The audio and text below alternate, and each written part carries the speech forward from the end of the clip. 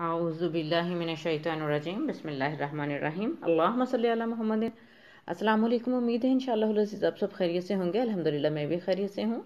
दिली दुआएं अल्लाह ताला सबको अपनी हिफ्ज़-ओ-अमान में रखे, आमीन सुमा आमीन। आज बहुत ही खूबसूरत एक हदीस पाक शेयर करती हूँ आपसे।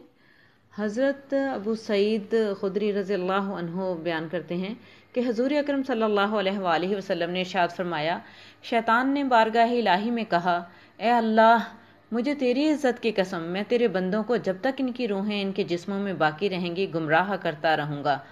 अल्लाह ताला ने फरमाया, मुझे अपनी इज़्ज़त और जलाल की कसम, जब तक वो मुझसे बख्शिश मांगते रहेंगे मैं उन्हें बख्शता रहूँगा। सुभान अल्लाह, अल्हम्दुलिल्लाह रब्बिल आलमीन। अल्लाह रब्बुल इज़्ज़त का फ़ज़्ल व करम हर वक्त हमारे लिए जारी और सारी है।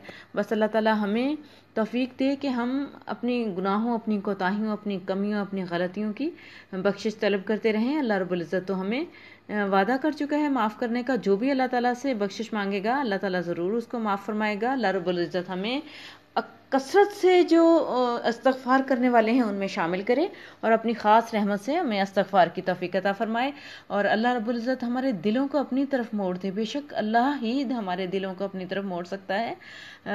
मेरे रिस्पेक्टेड व्यूअर्स, मैं दुआएं ही दे सकती हूँ। अल्लाह हाफ़िज़।